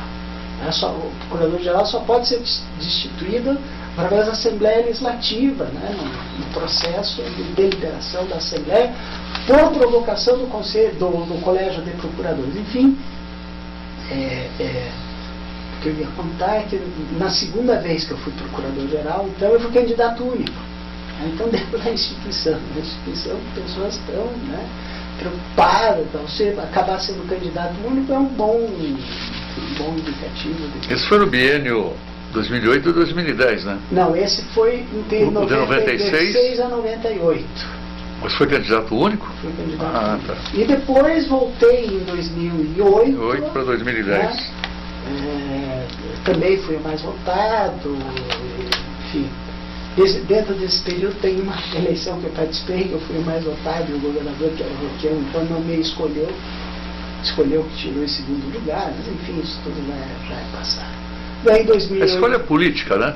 A escolha está lá, né? No momento enfim, né? Se dá prevalência à manifestação da classe, na indicação, mas isso é a forma da previsão legal. Né? Depois, daí eu fui candidato novamente, com o governador Requião, e daí nós fizemos uma lista com 3 nomes. Né? Já que ele pode escolher qualquer um, ele vai ter que escolher qualquer um dos 3 que nós estamos indicando. Né? E daí fizemos uma lista, fomos 3 na rodada, ele foi obrigado a escolher um de nós 3, acabou me escolhendo, daí acho que é de 2008 a 2010. Né? E daí na vez seguinte eu fui novamente candidato único, né? de 2010 a 2012, enfim.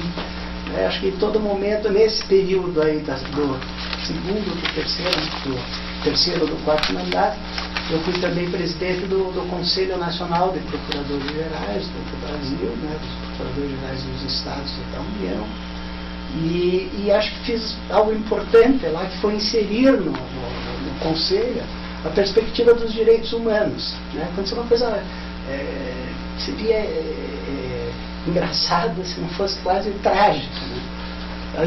Teve a disputa, eu disputei com outro candidato, que era lá de Goiás, que era, aliás, ele era um especialista em planejamento, né?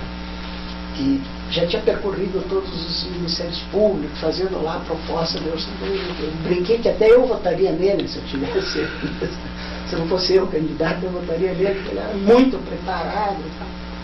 Mas chegou num determinado momento da eleição, e por isso que eu disse que seria, se não fosse trágico, seria engraçado, o discurso contra a minha candidatura era que eu era defensor dos direitos humanos. Aí ficou absurdo. Né? Como se isso maculasse a minha biografia, né? Ser defensor dos direitos humanos. Inacreditável, né? Para uma instituição como o Ministério Público, que tem a obrigação de defender os direitos humanos, né? E daí, enfim, acabou tendo um debate entre as forças mais progressistas. Na época, antes de ser o presidente, eu era coordenador de um grupo nacional de direitos humanos. Então, esse GNDH tem mais de, acho que deve ter são várias comissões, da área da infância, da área médica, da área da mulher, da igualdade racial, um grupo extraordinário, né, de promotores de cada estado, então, e da União tem um integrante. Né? Eu coordenei esse grupo nacional. Foi no período da Conferência Nacional dos Direitos Humanos, nós estivemos presentes. Claro que na Conferência Nacional e o Plano Nacional de Direitos Humanos apresenta inúmeras conclusões, né, das mais progressistas, inclusive.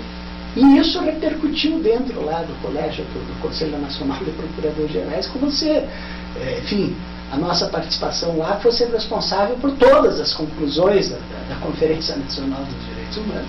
E daí as pessoas destacavam algumas conclusões. Aqui, ó, o INPE defende o Plano Nacional de Direitos Humanos. Olha aqui o que diz lá.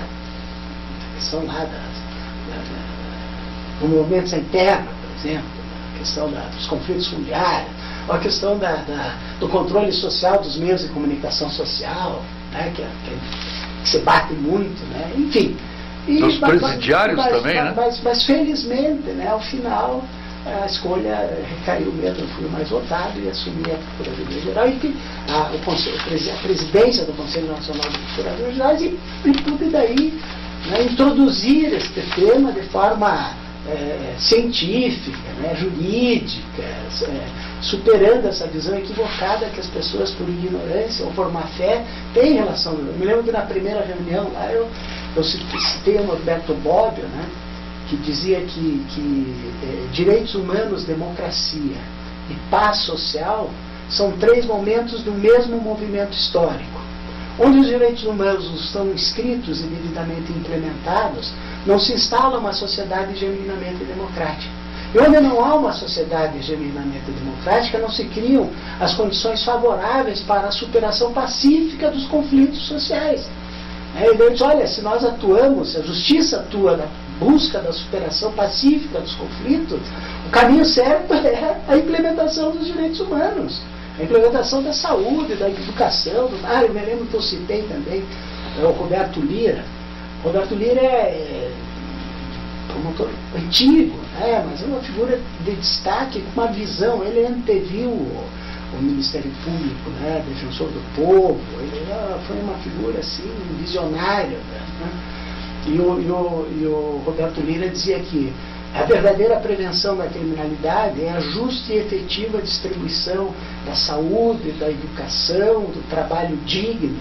É a participação de todos os benefícios produzidos pela sociedade. Que a verdadeira prevenção da criminalidade é a justiça social. Né? Então eu fiz fazer toda a reunião, esses discursos e tal, para me projetar, né, no conjunto do povo, embora, né, enfim, de vários procuradores gerais com visão absolutamente clara, mas para vencer o conservadorismo, né, equivocado dos procuradores. Então acho que essa passagem lá pelo Conselho Nacional de Procuradores Gerais foi importante, né, porque isso daí reproduz, tanto no Grupo Nacional de Direitos Humanos como no Conselho Nacional, isso se espraia, né, o que se decide lá no Conselho Nacional vai para todos os estados com a chancela do Procurador-Geral, então com possibilidade de se implementar aquilo que foi definido como projeto, né, como planejamento institucional, como projeto estratégico do planejamento do Ministério Público Brasileiro. Eu acho que foi um momento importante que eu vivi também na minha vida profissional, enquanto homem do Ministério Público, nessas atividades do GNDH, do Conselho Nacional de Procuradores Gerais. E atualmente? Bom, atualmente, com o mesmo entusiasmo quando entrei no Ministério Público, há 38 anos, eu estou coordenando uma área do Ministério Público. Eu fui coordenador várias vezes do Centro de Apoio das Promotorias de Justiça da Infância e da Juventude. Né? Essa minha ligação, eu nunca mais me desliguei da infância e da juventude. Eu lecionava direito penal, abandonei o direito penal para, em vez de ficar discutindo a teoria do crime, saber se o dolo está no tipo, na culpabilidade, senão o que é o melhor é cuidar da infância que a gente ganha mais. Né? Então eu fui coordenador sempre de apoio da área de direitos de infância e da juventude e tal. E agora também, né, o Ministério Público instituiu, na época que eu era procurador-geral, instituiu um centro de apoio dos direitos e garantias constitucionais, e agora nós transformamos esse centro de apoio em centro de apoio de direitos humanos. Então é uma atividade do Ministério Público agora mais focalizando, né, áreas que ou não tinham atuação do Ministério Público, essas chamadas áreas invisíveis, né, da própria sociedade, ou tinha uma atuação insuficiente do Ministério Público.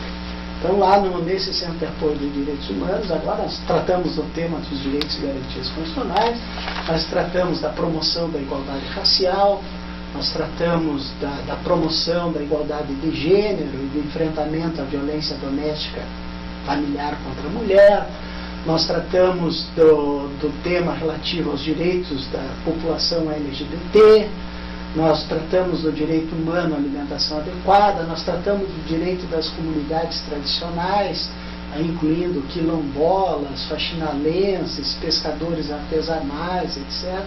Nós tratamos dos direitos das populações indígenas, nós tratamos da implementação do SUAS, do Sistema Único de Assistência Social, quer dizer, um campo assim né, extraordinário, também com possibilidade, né, de ter respostas positivas para, né, em relação a se cobrar políticas públicas do Estado, ações positivas, né, políticas públicas positivas e ações afirmativas por parte do Estado em relação a toda essa gama de promessas de cidadania que, né, não estão chegando ainda à vida cotidiana das pessoas. É um trabalho que me entusiasma, né? Eu aprendo muito, porque são temas que você, né, você tem aquele conhecimento genérico, né, mas tem de cada um desses temas, né, você tem que estudar mesmo, você tem que saber até a terminologia que você vai utilizar, né, na difusão dos direitos que estão previstos e tal. Isso tem me estimulado muito, né, enfim, a continuar cumprindo com o meu dever institucional de promotor de justiça. Me permita, Olímpio, o reconhecimento muitas vezes pode falhar, né? Comenda, seja o que for. Mas nada acontece por acaso, diante do trabalho que a gente desenvolve de modo idealista, que pode acontecer e pode não acontecer. Então me permita lembrar que você recebeu no âmbito internacional a comenda da organização humanitária Esperança Sem Fronteira, da Bélgica, que é ligada à ONU. E junto com essa comenda vieram muitas outras. Como para você representa esse registro? Olha, cada vez que eu recebo, né, eu sou cidadão honorário de Bocaiúva do Sul, que é uma coisa importante também, que deve estar registrada. Argentina? Não, de Bocaiúva. Não estou brincando. Tem quase todas as comarcas por onde eu passei, depois eu recebi o título de cidadão honorário, sou cidadão benemérito do Paraná e tal, mas eu não tomo isso como uma homenagem exclusiva, né, pessoal. Na verdade, toda vez que fui receber um título desse, eu recebi em nome do Ministério Público, né, porque o Procurador-Geral de Justiça, ele... Mas o cidadão está envolvido, né?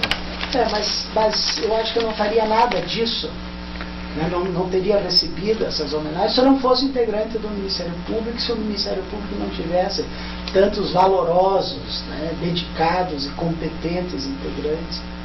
O Procurador-Geral imagina uma política institucional de intervenção positiva em relação a direitos humanos, mas se os promotores lá nas comarcas respectivas, se os procuradores, né, não fizerem implementação dessa política, não vale nada, né? Então eu acho que todas as homenagens que eu recebi em nome da instituição aqui que eu pertenço e que me moldou assim, né, esse homem público que tem crença mesmo da construção de uma sociedade melhor, mais justa, que acredita, né, que aquele objetivo da República Federativa do Brasil, o objetivo fundamental, né, que é de construir uma sociedade livre, justa e solidária, é algo alcançável e que depende da intervenção de todos nós, da intervenção em relação à superação das desigualdades sociais, a erradicação da pobreza, né?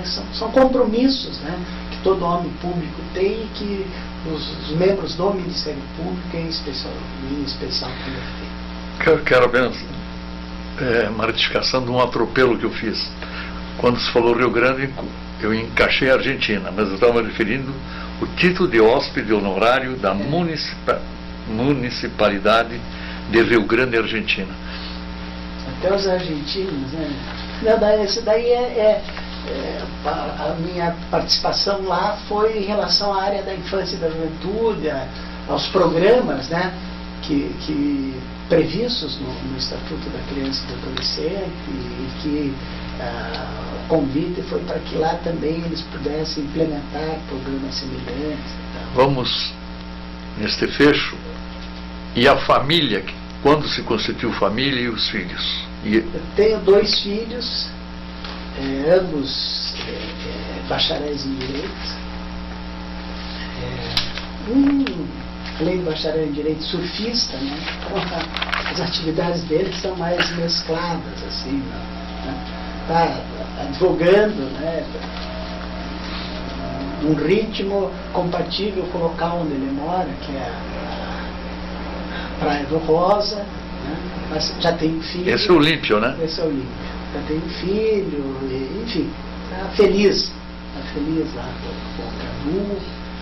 E tem uma menina que é mais nova, que é a Flávia, que se formou também em Direito, que já prestou exame, quando estava fazendo a faculdade, já prestou exame da ordem, já foi aprovada, está terminando o curso de pós-graduação em Direito Ambiental, e, enfim, tem uma perspectiva de atuação também social nessa área da proteção ao meio ambiente.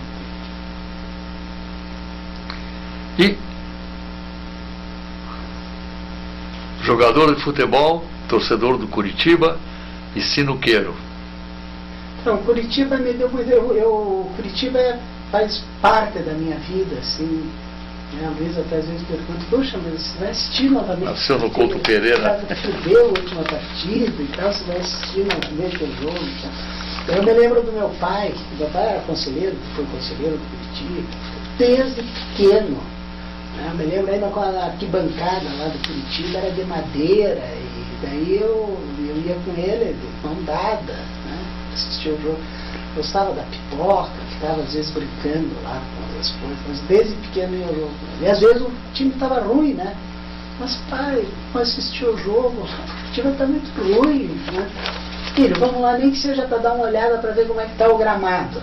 Então a gente... Seu Lélio pegava no pé. A gente ia sempre, meu irmão Severo, que também é coxa branca e tal, nós sempre fomos ao jogo, e o Curitiba faz parte, né? Uma coisa muito forte essa ligação com o clube, né? De você... Sou conselheiro, agora sou conselheiro vitalício do Curitiba, porque acho que já quando eu tinha 19, 20 anos eu já era conselheiro. Então tem essa paixão, né? Não a paixão que leva a... Mas esse é o torcedor e o jogador, o juvenil? Era ponta direita, ponta esquerda? Eu era centroavante. E dos bons, né? Eu joguei muito bem. Inclusive a minha carreira foi de uma certa forma interrompida. Hoje eu fico pensando se...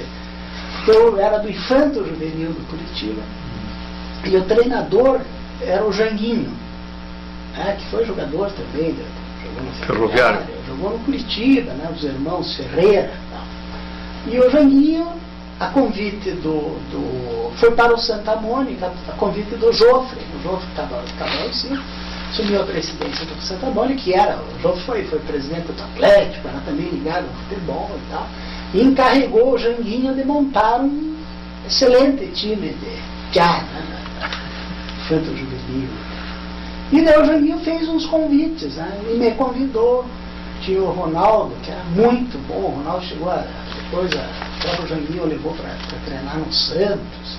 Leva muito bem. Tem o Telmo, desembargador Telmo Xerém, que era bom de bola. E nós montamos um time lá extraordinário. Nós jogamos 50 e tantas partidas sem perder. O time era eu era o artilheiro do time. Teve uma vez que eu saí uma bola, eu peguei a bola, saí driblando do mundo, fiz o gol, né? Quando eu voltei, eu levei uma bronca. Você não vai passar bola hoje também? Não sei o que, ele disse que era muito fominha. Jogava a bola e não passava. Mas eu jogava bem, depois eu fui da seleção da faculdade de Direito, né? O nome do time era as Feras, do professor Ildefonso Marques. Quem organizava o time era o Nestor Batista. E também conseguimos montar um time assim, muito bom, a ponto de nós disputarmos aquele campeonato da tribuna e ganhamos partida, né, do clube municipal, que era o bicampeão, e que só tinha ex-jogadores de futebol, um time só com craque, né, com boleiro, estava menos de 1-0, a maior zebra. E daí fomos para a final fomos eram 4 times depois que disputariam para ver quem era o campeão, daí nós perdemos os outros partidos. Mas era um time, imagina, a Copa do Mundo ia ser 600 e tantos times, e, enfim, jogava bem, era um bom jogador. E o sinuqueiro de bico? O sinuqueiro é mais por diversão mesmo, nunca foi. Joguei tênis razoavelmente bem, jogo, né? Razoavelmente bem, mas o futebol era bom de bola. E aquelas jogadas, assim, eu lembro uma que o Carlos Maranhão. Carlos Maranhão é filho do Guilherme Maranhão, que é irmão do Jerônimo Maranhão, que é amigo, né? E ele morava numa casa de 2 andares ao lado ali do campo de futebol do Juventus. E daí tinha um campeonato universitário, e acho que nós estávamos jogando contra a engenharia, não lembro de todo mundo. Né? Na época, eu lembro que nas primeiras que sorteavam, né, para quem ia jogar, daí tirava de direito, quem ia jogar contra o time de direito festejava, né, porque o time de direito só apanhava. E a partir do nosso time, nós começamos a ganhar de todo mundo. Né? Foi uma surpresa em todos os lugares. E nesse dia começou a partida, acho que não sei se era contra a medicina, não me lembro qual era o time. E no início da partida tocaram a bola no centro do campo para mim, e eu vi o goleiro uns 4, 5 passos para fora da área, né? Chutei lá do gol, e fiz o gol. Né? O Pelé branco. Aquele com o Pelé. E graças a Deus, o Carlos Maranhão estava ali na sacada e viu que era verdadeiro. Se eu fosse contar depois que eu fiz esse gol, ninguém ia acreditar. Então, a primeira vez que eu encontrava, Carlos, conte o gol aí que eu fiz. Né? Eu acho que o esporte é importante, né, para a vida da pessoa, traz alegria, enfim. Eu acho que a formação, né, a formação esportiva, para além da competição, né, cria, né, esse sentimento também de, sei lá, de confraternização, acho que é importante dar oportunidade, né, para as nossas crianças e adolescentes ter uma atividade esportiva. Tem se registrar também que atualmente, além de coordenar o Centro de Apoio Operacional das Promotorias de Justiça de Promoção de Direitos Humanos do Ministério Público do Paraná, estou na coordenação da Comissão Estadual da Verdade, encarregada de investigar as graves violações de direitos humanos ocorridas especialmente no período da ditadura militar. Uma experiência extraordinária, né, de trabalhar na perspectiva do que se denomina de justiça de transição, que tem o objetivo do resgate da verdade e da memória, e para o Brasil isso é extremamente necessário. Né? Aliás, um dos slogans do trabalho da comissão é que se conheça para que nunca mais aconteça. E é lamentável se ver nas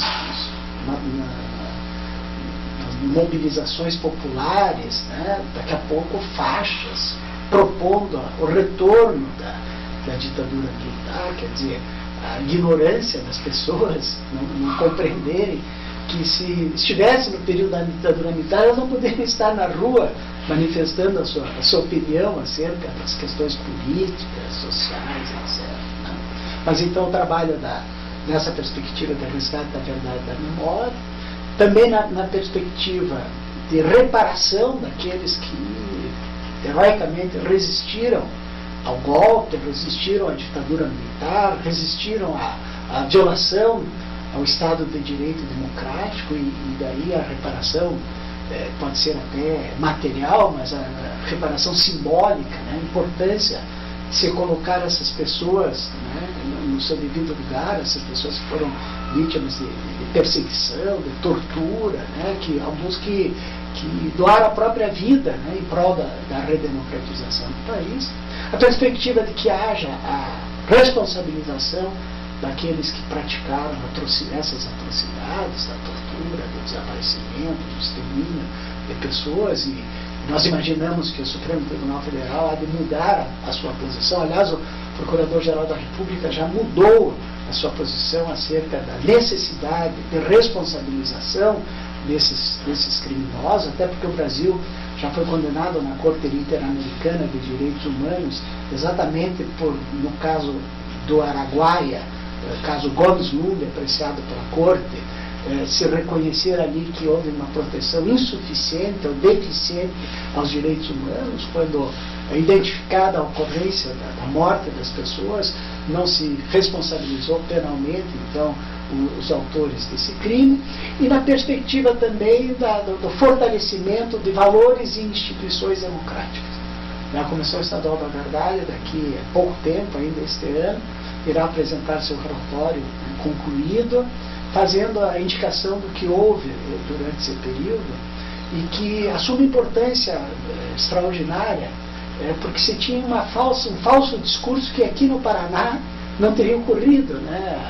Não teria havido tortura, não teria havido desaparecimento, quando na verdade a investigação vai demonstrar exatamente o contrário. Inúmeros casos de tortura em vários lugares do Estado, pessoas que foram exterminadas, né? Como no caso do massacre de Medianeira, né? Que agentes da Revolução trouxeram pessoas que já estavam morando na Argentina, sob o discurso de que aqui iriam reaglutinar forças para combater a ditadura, e trazendo essas pessoas para cá, levaram a estrada de Colônia, e lá foram executadas, né? E que o episódio nos leva a crer que o objetivo, né, de realizar uma ação como essa de continuar com o discurso da necessidade da existência das forças de repressão, das forças de repressão que eram financiadas, inclusive, por grandes empresas, por indústrias. Quer dizer, quando a gente fala em ditadura militar, né, as comissões da verdade estão nos ensinando que nós devemos, o golpe foi militar, mas a ditadura foi civil-militar, porque foram civis, vários civis, que financiaram, né, a continuidade dos aparelhos de repressão, e que o episódio lá do massacre de Medianeira, acho que era para vender essa ideia de que os civis deveriam continuar financiando, né, os aparelhos. Enfim, casos aqui do Paraná que é necessário ampliar as investigações, mas houve um genocídio em relação ao Xetá, a uma comunidade indígena, né, da região de Dourados, no Moarama, em que simplesmente desapareceram, num acordo espúrio feito na época do governo Lupion,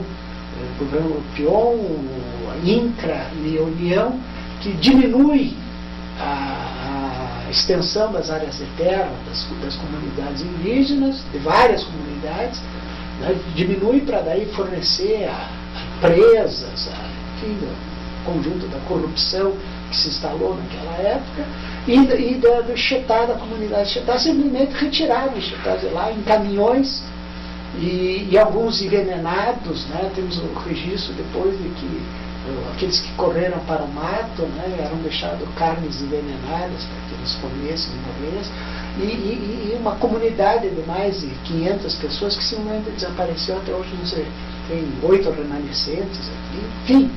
Eu cito essa como um genocídio que está invisível, né, que está embaixo do tapete da história do Paraná, e outros tantos casos, né, de tortura, aqui em Curitiba, em Foz do Iguaçu, fatos esses todos que serão apresentar perseguição de camponeses, né, fatos esses que serão daí a perseguição à vida dentro da própria estrutura da justiça, né, quando se caçou ministros do Supremo Tribunal, quando no estado do Paraná juízes e promotores foram caçados em processos sumários, sem possibilidade de exercício de defesa. Enfim, a Comissão da Verdade também é algo que me estimula, né, a colaborar para que se resgate essa história, essa parte trágica da história da ditadura, das ditaduras no Brasil, com